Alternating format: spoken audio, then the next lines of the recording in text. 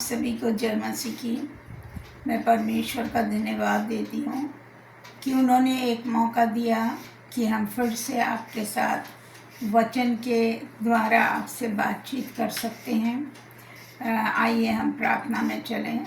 धन्यवाद धन्यवाद धन्यवाद यीशु मसीह जी, हम धन्यवाद के साथ आपके चरणों में आते हैं। हृदय से हम धन्यवादित हैं प्रभु, आपकी दया, आपके अनुग्रह और आपके प्रेम के लिए। प्रभु, आप अपनी शक्ति, अपनी सामर्थ्य, हिम्मत और बल से, बुद्धि और समझ से परिपूर्ण करें, ताकि जो वचन हम देते हैं प्यारे प्रभु जी, बोलते वो हम ना बोलें पर आप बोलें। आप हमारे हृदय में कार्य करें ताकि हम उन वचनों को लोगों के साथ बांटने पाएँ, ताकि प्रभु तेरे नाम को महिमा मिले। सारी बातें मिलकर प्रभु भलाई उत्पन्न करने वाली हों। सब कुछ आपके हाथ में देते हैं, आप ही के पवित्र नाम से मांगते हैं यीशु, सुनिए और ग्रहण करिए, आमीन। आइए आज हम लोग बातचीत करेंगे कि जीसस क्राइस्ट के जो 7 पावरफुल वर्ड्स हैं वो क्या हैं। 7 पावरफुल वर्ड्स ऑफ क्राइस्ट। तो हम लोग चलें। सबसे पहला जो हम लोगों का वर्ड है, पहला जो हमारा पावरफुल वर्ड है वो है पावर ओवर टाइम। मतलब समय के साथ हमें कैसे शक्ति प्रदान होती है परमेश्वर की ओर से। उस संबंध में हमारे वचन में क्या लिखा है इसकी हम जानकारी प्राप्त करेंगे। अगर आप प्रकाशित वाक्य निकालें, प्रकाशित वाक्य उसका पहला अध्याय उसके 8वें पद को आप देखें तो आप यहाँ पर जान सकेंगे कि समय के साथ या शक्ति के द्वारा कैसे जीसस के क्या जो पावरफुल वर्ड्स हैं वो किस तरह संबंधित हैं। प्रभु परमेश्वर जो है, जो था और जो आने वाला है, जो सर्वशक्तिमान है, वो कहता है कि मैं ही अल्फा और ओमेगा हूँ। मतलब प्रभु इस दुनिया में आए, उन्होंने बहुत सारे लोगों को चंगाई दी, सारे परमेश्वर के वचन से लोगों को अवगत कराया, उनको निर्दयता से उनको क्रूस दिया गया, उनको कोड़े मारे गए, उनको सताया गया, उनका ठट्ठा उड़ाया गया और वो उनकी मृत्यु हो गई और तीसरे दिन वो पुनः जीवित हुए। तो ये वचन हमें बताता है कि हमारा प्रभु यीशु मसीह ही अल्फ़ा और ओमेगा है, और वो जो था वो फिर आने वाला परमेश्वर है जिसकी हम सब बाट जो रहे हैं।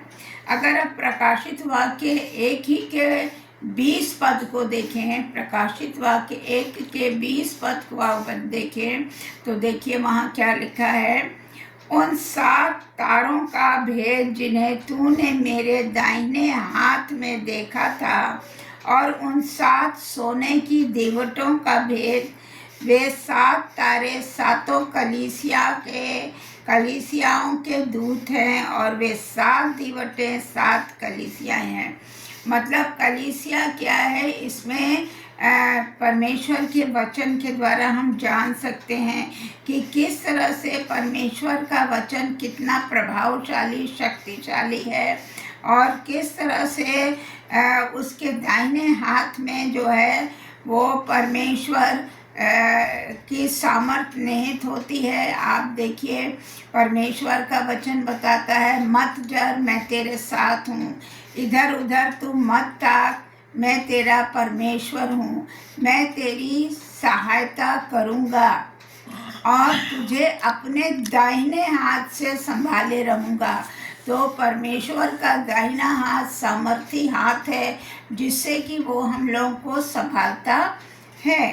अगर आप प्रेरितों के पहले अध्याय उसके 8वें पद को देखें तो वहाँ इस प्रकार से लिखा है, जब पवित्र आत्मा तुम पर आएगा तब तुम सामर्थ पाओगे। जी, जब पवित्र आत्मा जिसके लिए हम सब प्रार्थना करते हैं कि प्रभु अपनी सामर्थ हम लोगों को दे, अपने पवित्र आत्मा हम लोगों को दे।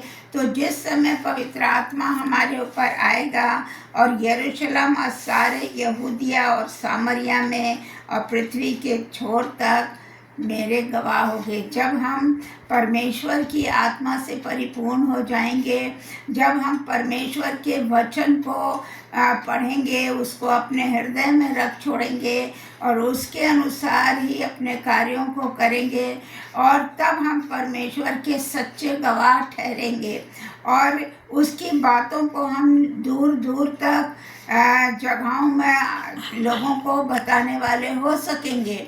और यहाँ पर यही दिया हुआ है कि तुम पृथ्वी के छोर तक, मतलब पूरी पृथ्वी में, जहाँ पृथ्वी आपको एंड होते हुए दिखाई देती है, या जहाँ एक छोर से दूसरे पूर्व पश्चिम उत्तर दक्षिण आप मान लें, तो वहाँ तक जो है हम सब जो प्रभु के सेवक हैं, जो प्रभु के लोग हैं, जिन्होंने पवित्र आत्मा की सामर्थ पाई है, जो कि प्रभु के इच्छा के अनुसार चलते हैं, हम उस वचन की गवाही लोगों तक पहुंचाने वाले होंगे। और परमेश्वर हमसे यही चाहता है।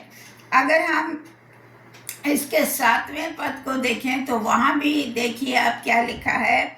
उसने उनसे कहा, उस समयों और कालों को जानना जिनको पिता ने अपने ही अधिकार में रखा है तुम्हारा काम नहीं। कभी कभी हम क्या करते हैं, बोस्ट करते हैं, बहुत ज़्यादा बोलने लगते हैं, बहुत ज़्यादा लोगों के सामने बहसने लगते हैं कि हम ये भी जानते हैं, हम वो भी जानते बोले, और हमारे पास बहुत सामर्थ्य है, हमारे पास बहुत अधिकार हैं।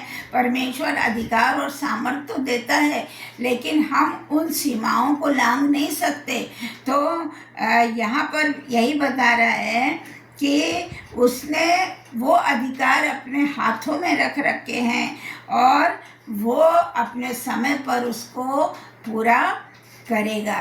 तो इस प्रकार आपने देखा कि पहला जो हमारा जीसस क्राइस्ट का पावर ऑफ वर्ड था, वो है समय से संबंधित और शक्ति से संबंधित। दूसरा है पावर ओवर क्रिएशन, जो सृजन शक्ति है। आप जानते हैं कि किस तरह से इस पूरी पृथ्वी की रचना हुई, किस तरह से इसको सृजा परमेश्वर ने। आप यूहन्ना 1 उसका 1 से 3 तक पढ़ें। पहला यूहन्ना 1 उसका 1 से 3 पद तक अगर आप पढ़ें तो वहाँ स्पष्ट लिखा है, आदि में वचन था और वचन परमेश्वर था और वचन परमेश्वर के साथ था। जी, हमारा परमेश्वर के वचन के द्वारा ही इस पूरी पृथ्वी की रचना हुई है। यही आदि में परमेश्वर के साथ था।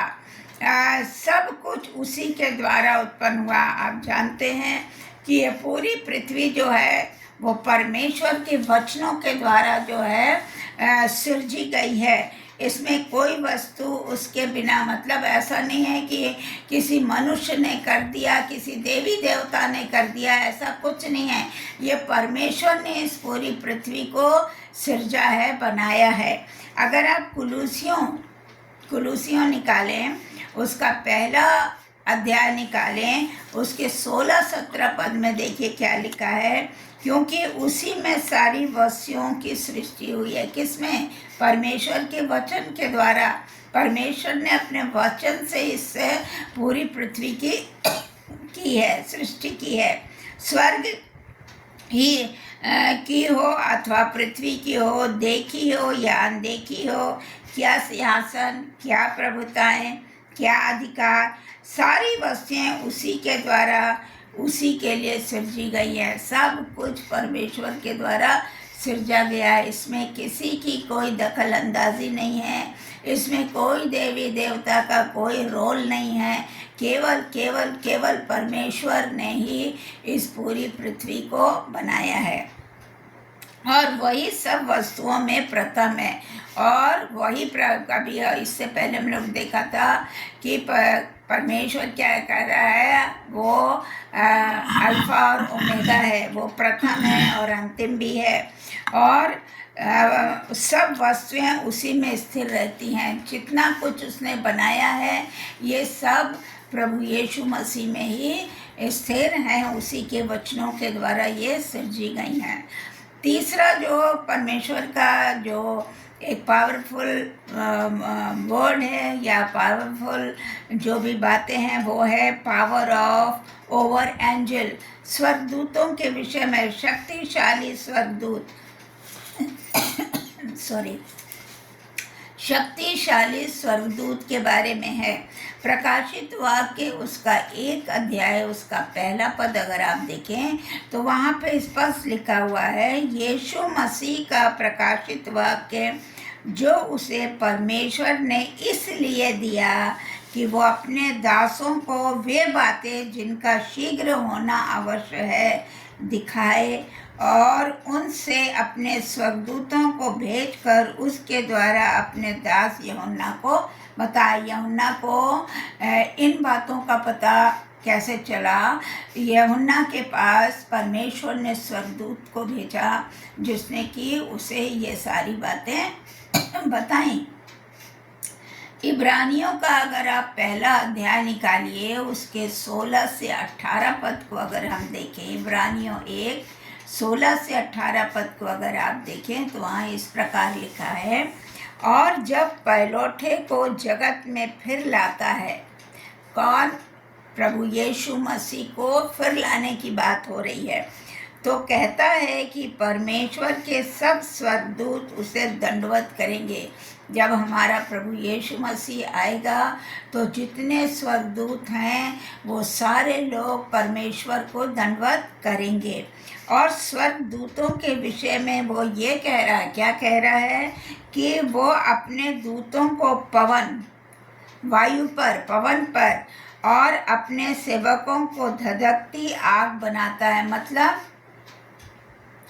परमेश्वर जो है पवन के रूप में, जैसे हवा किधर से आती है और किधर को जाती है हमको पता नहीं होता। हम काली पेड़ों को देखकर पत्तियां किधर मुड़ रही हैं, किधर पेड़ जो है पत्तियां हवा से बढ़ रही हैं, किधर नहीं बढ़ रही हैं, इनसे हम उसकी दिशा का पता लगाते हैं।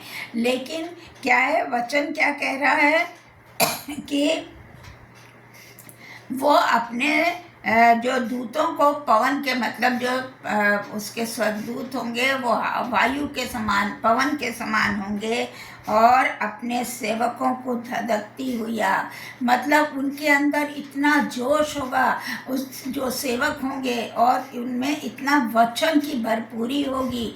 धधकती आग कैसे बनेगी? उनमें इतनी वचन की भरपूरी होगी कि वो उस वचन को लोगों तक बताएंगे। परंतु पुत्र से कहता है कि हे मेरे परमेश्वर, तेरा सिंहासन युगान युग बना रहेगा। और परमेश्वर का जो सिंहासन है वो हमेशा हमेशा स्थिर रहेगा और बना रहेगा।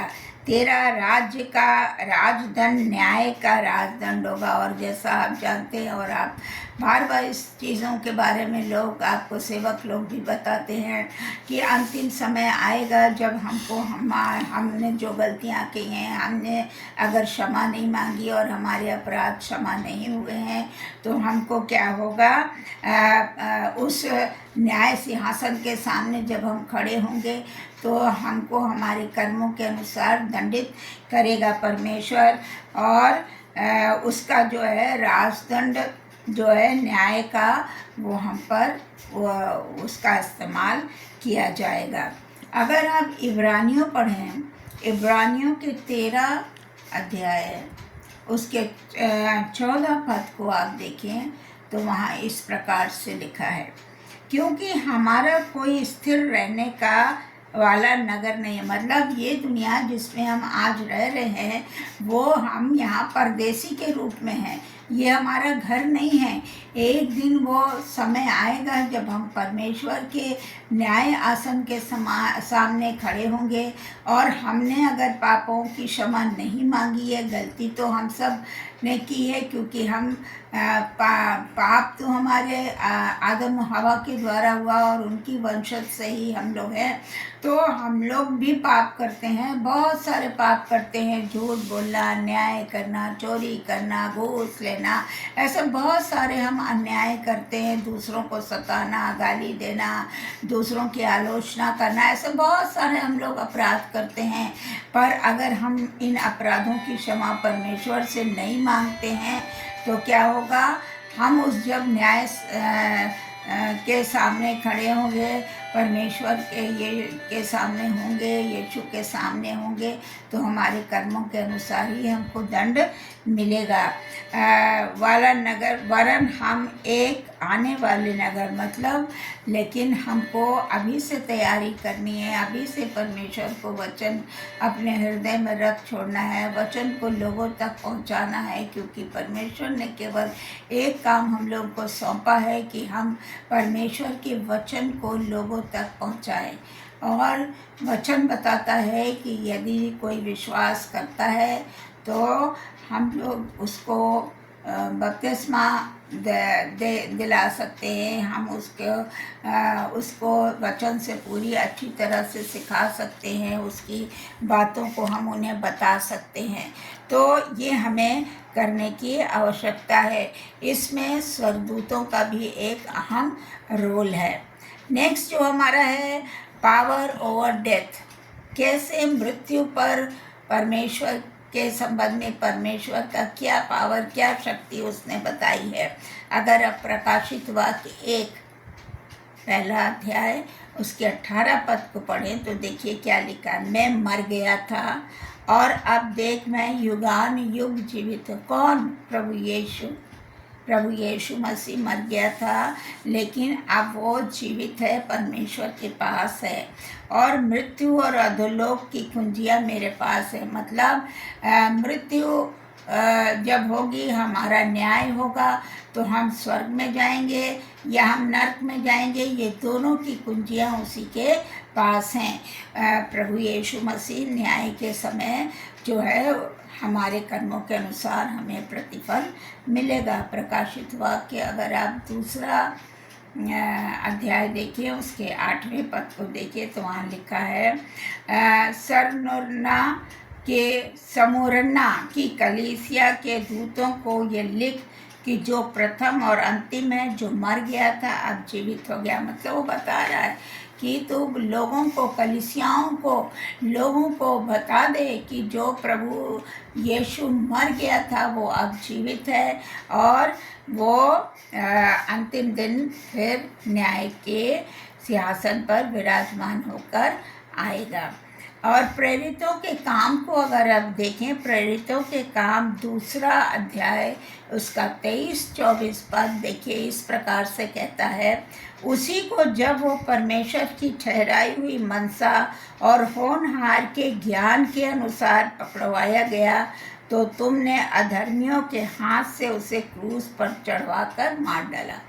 ये क्या है? उसका कोई दोष नहीं था, वो निर्दोष था, लेकिन फिर भी उसको लोगों ने मारा, कोड़े मारे, उसको कांटों का ताज पहनाया, उसके हाथों और पैरों में कीलें ठोकी और उसको सूली पर चढ़ा दिया और उसकी मौत हो गई। तो हम लोग जो इस शैतानी प्रवृत्ति से भरपूर है, हम लोगों ने ये भी नहीं देखा कि वो व्यक्ति जिसने कि कभी किसी का नुकसान नहीं किया, हमेशा लोगों की मदद की, हमेशा लोगों को एक अच्छा मार्ग दिखाया, लेकिन लोगों ने उसको स्वीकार नहीं किया और अंत में उसको मार डाला। परंतु उसी को परमेश्वर ने मृत्यु के बंधन से छुड़ाकर जिलाया। जी, जब उसकी मृत्यु हो गई, लेकिन देखिए तीसरे दिन परमेश्वर ने उसको जिलाया, क्योंकि वो अनहोना था कि उसके वश में रहता। मतलब वो उस कब्र में रहने के लिए नहीं था, वो कब्र से उसे बाहर आना था। परमेश्वर उसे जिलाया। और प्रेरितों अगर 2 उसका 31 और 32 आप पद देखें तो वहाँ इस प्रकार लिखा है, उसने होनहार को पहले ही से देखकर मसीह के जी उठने के विषय में भविष्यवाणी की। हाँ, ये बताया गया था कि मनुष्य का पुत्र जो है वो उस सताया जाएगा, कोड़े मारे जाएंगे और वो सूली पर चढ़ाया जाएगा, उसकी मृत्यु होगी, लेकिन वो पुनः जीवित होगा तीसरे दिन, क्योंकि वो कब्र भी उसको नहीं रख सकती, और उसका प्राण अधोलोक में छोड़ा गया और ना उसकी देह सड़ने पाई। आप देखिए, मुर्दे को अगर आप गाड़ दीजिए तो 2-3 दिन में क्या होता है, उसमें बदबू आने लगती है, उसमें सड़न पैदा होने लगती है, आप वहाँ खड़े नहीं हो सकते अगर वो कब्र खोली जाए। और वो जैसे कि आपने देखा कि लाजर था, लाजर मर गया, चौथे दिन यीशु मसीह वहाँ आए, लेकिन यीशु मसीह को वहाँ एक आश्चर्य कर्म दिखाना था, क्योंकि वो उसका मित्र था और वो लोगों से बताना चाहता था कि देखो,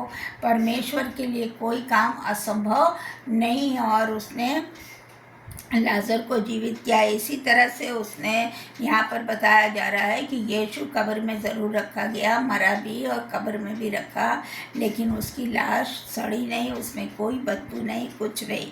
इसी यीशु को परमेश्वर ने क्या किया, जिलाया, जिसके हम सब गवाह हैं। और हम सब आज जो भी ये गवाही देते हैं, बताते हैं कि हाँ, प्रभु यीशु मसीह, जो इस समय का समय भी चल रहा है कि प्रभु यीशु मसीह शैतान द्वारा परखा गया, उसके बाद उसको कोड़े लगाए गए, कांटों का ताज दिया गया, इस तरह से उसका सताव हुआ, उसकी हंसी उड़ाई गई, उसको यहूदियों का राजा करके उस पर किया गया, उसके कपड़े बांट लिए गए, ये सारा कुछ किया गया, लेकिन क्या है, उसको परमेश्वर ने पुनः जीवित किया। और ये गवाही हम लोग आज सबको बताते हैं, क्योंकि हम सब उसके गवाह हैं।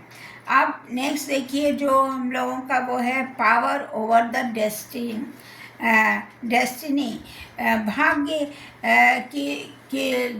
की शक्ति या भाग्य के विषय में वो बताता है। प्रकाशित वाक्य अगर आप 3 अध्याय निकालें, उसका 7वां पद देखें तो वहाँ लिखा है, फिलाडेल्फिया की कलीसिया के दूत को ये लिख कि जो पवित्र और सत्य है, जो दाऊद की कुंजी रखता है, जिसके खोले हुए को कोई बंद नहीं कर सकता, ना बंद किए हुए को कोई खोल सकता है। देखिए, जब न्याय का दिन होगा तो हम लाख चिल्लाते रहेंगे परमेश्वर के सामने, यीशु के सामने, कि अरे मैंने तो इतने लोगों को खाना खिलाया, इतने लोगों की सेवा की, मैंने तो इतने लोगों को प्रचार किया, और बहुत हम अपने कामों को गिनाएंगे, लेकिन परमेश्वर कहता तुम्हारे काम जो है मैले चिथड़ों के समान है। तो हम कितना भी चिल्लाएंगे, पर परमेश्वर के पास जो है वो परमेश्वर अपने उसके अनुसार ही न्याय करेगा, जो उसकी दृष्टि में उत्तम है, जो जिसके लिए हम लोगों ने अगर क्षमा मांगी है और हमें उद्धार प्राप्त हुआ है, तो हम परमेश्वर के राज्य में अवश्य शामिल होंगे। तो इस तरह से आप देखें कि वहाँ पर वो अगर उसका एक निर्णय हो जाता है कि नहीं, इसको नरक में जाना है, नहीं इसको स्वर्ग में जाना है, तो वो निर्णय जो उसका सर्वोपरि होगा, उसे कोई खोल या बंद नहीं कर सकता है, बदल नहीं सकता है। अगर आप यशाया 22 का 22 पद देखें, देखिए वहाँ इस प्रकार लिखा है, और मैं दाऊद के घराने की कुंजी उसके कंधे पर रखूँगा। किसके? प्रभु यीशु मसीह के। और वो खोलेगा और कोई बंद ना कर सकेगा। अगर वो किसी को ग्रहण कर रहा है, न्याय के अनुसार उसको उसका जजमेंट हो रहा है, और वो अगर स्वर्ग के लायक है और स्वर्ग में जाने योग्य है, तो उसे कोई भी ऐसा नहीं है कि रोक सकता है। अगर आप दूसरा तीमुथियुस उसका 4 और उसका पहला पद देखें, तो देखिए लिखा है, परमेश्वर और मसीह यीशु को गवाह करके जो जीवितों और मरे हुओं का न्याय करेगा, उसे और उसके प्रकट होने और राज की सुधि दिलाकर मैं तुझे चिताता हूँ। मतलब बार बार परमेश्वर हम लोग को याद दिला रहा है, बार बार कह रहा है अभी भी सुधर जाओ, अभी भी अपने गुनाहों को मान लो, अभी भी अपनी गलतियों को छोड़ दो जो परमेश्वर की आज्ञा के विरुद्ध हैं। लेकिन हम लोग इतने ढीठ हैं, हम लोग इतने अड़ियल हैं, हम लोग इतने मन के बढ़े हुए लोग हैं कि हम अपनी गलतियों को स्वीकार नहीं करते। और जब तक हम अपनी गलतियों को स्वीकार नहीं करेंगे हमारा उद्धार नहीं होगा। और अगर सीधा सा है, अगर हम स्वीकार नहीं करते हैं तो हम उस नरक के भागी होंगे। और उस समय हम कितना भी चिल्लाएंगे हमने ये किया, वो किया, वो किया, वो किया, वो कहेगा मैं कुछ नहीं जानता। तो इसलिए हमें अभी भी परमेश्वर की ओर से अवसर है, हमें अपने आप को बदलना है, परमेश्वर की आज्ञा के अनुसार चलना है और परमेश्वर की बताए गए मार्ग का अनुसरण करना है। मत्ती अगर 25 उसका 31 और 32 पद देखे तो वहाँ लिखा है, जब मनुष्य का पुत्र अपनी महिमा में आएगा, मतलब यीशु जब दोबारा आएगा और सब स्वर्गदूत उसके साथ आएंगे, उसके साथ साथ स्वर्गदूतों का एक झुंड भी आएगा और वो अपनी महिमा के सिंहासन पर, और वो आके उस महिमा के सिंहासन पर बैठेगा और सब जातियां उसके सामने इकट्ठा हो जाएंगी। बहुत सारे लोग उसके सामने न्याय आसन के सामने जाएंगे और क्या होगा लेकिन परमेश्वर को तो यीशु मसीह को तो छांटना है, कहना है कि भाई ये नरक के लायक है, ये स्वर्ग के लायक है, तो वो क्या करेगा, छटनी करेगा। देखिए इसमें लिखा है, और जैसे चरवाहा भेड़ों को बकरियों से अलग करता है वैसे ही वो उन्हें एक दूसरे से अलग करेगा। जी तो आप ये अवसर ना आने दें, आपके पास अभी समय है, मन फिराएं, परमेश्वर के वचन को पढ़ें, उसके अनुसार अपना जीवन निर्वाह करें, उसके अनुसार आप अपने पापों की क्षमा मांगें ताकि आपका उद्धार हो और परमेश्वर के वचन को आप लोगों तक पहुंचाएं जो कि उसने जिम्मेदारी दी है। तो नेक्स्ट जो है वो हमारा है पावरफुल ओवर ट्रूथ, सच्चाई के संबंध में उसका किया शक्तिशाली वो है। सत्य की शक्ति क्या प्रकाशित हुआ कि उसका 1 और 16 एक पद अध्याय के 16 पद में देखिए लिखा है, और वो अपने दाहिने हाथ में 7 तारे लिए हुए था और उसके मुख से चोखी 2धारी तलवार, जिसके दोनों तरफ काटने की शक्ति होती है, ऐसी तलवार उसके मुख से, और उसका मुंह ऐसा प्रज्वलित था जैसे सूर्य की कड़ी धूप के। जब आप देखिए जब तेज़ धूप होती है तो आपको कितनी तेज़ धूप लगती है और आपका पूरा शरीर जलने लगता है। आप सोच लीजिए जिसके मुख से वो 2धारी तलवार निकल रही है, जो कि अग्नि से प्रज्वलित है, तो वो सूर्य के समान उसमें ज्वलन होती है। प्रकाशित वाक्य 3 को आप निकालें, उसके 4-5वें पद को आप देखें, वहाँ लिखा है, सरदीस में तेरे यहाँ कुछ लोग ऐसे हैं जिन्होंने अपने अपने वस्त्र शुद्ध नहीं किए और वे श्वेत वस्त्र पहने हुए मेरे साथ घूमेंगे, क्योंकि वे इस योग्य हैं जो जय पाए, और उसे इसी प्रकार श्वेत वस्त्र पहनाया जाएगा और मैं उसका नाम जीवन की पुस्तक में से उसी रीति से ना काटूंगा, पर उसका नाम अपने पिता और उसके स्वर्गदूतों के सामने मान लूँगा। देखिए जो सफ़ेद वस्त्र, एक जगह बातचीत हो रही थी, लोग कहने लगे कि गुड फ्राइडे में क्यों लोग सफ़ेद वस्त्र पहनते हैं। सफ़ेद वस्त्र पवित्रता, सफ़ेद रंग पवित्रता का है। देखिए पवित्र आत्मा भी जब यीशु मसीह बपतिस्मा लेके निकला तो उसके पर सफ़ेद रंग का कबूतर, पवित्र आत्मा जो है कबूतर की नाई सफ़ेद उसके ऊपर उतरा। तो यहाँ पर भी प्रभु यीशु बता रहे हैं कि वो स्वर्गदूत के समान जो है वो वाइट कपड़े पहने हुए वो लोग होंगे। अब हम अंतिम उसमें चलते हैं जहाँ की चर्चेस, कलीसिया के बारे में देखिए क्या कहता है। कलीसिया के बारे में उसके क्या शब्द हैं, क्या शक्तिशाली उसका जो है वर्ड्स हैं। अगर आप प्रकाशित वाक्य 1 उसका 16 पद पढ़ें, देखिए क्या लिखा है। और वो अपने दाहिने हाथ में 7 तारे लिए और उनके मुख से चौकी 2 धारी तलवार निकली थी और ऐसा मुख प्रज्वलित हो रहा था जैसे सूर्य का, जो कि अभी हमने आपको बताया भी है। प्रकाशित वाक्य में इस तरह की चीज़ें आपको दी हैं। अगर 3 का 1 तीसरा अध्याय उसका पहला पद देखें तो उसमें सरदीस की कलीसिया के बारे में भी दिया हुआ है। अगर 3:8 को आप देखें तो वहाँ पर साफ लिखा है, मैं तेरे कामों को जानता हूँ कि तेरी सामर्थ थोड़ी सी है। मतलब वो हम उससे कुछ भी छिपा नहीं सकते, क्योंकि प्रभु हमारी अंतरात्मा को देख रहा है। प्रभु हमारे सारे, जिसने हमें बनाया है वो हमारे बारे में सब कुछ जानता है। हम उससे झूठ नहीं बोल सकते, हम उससे कुछ भी छिपा नहीं सकते।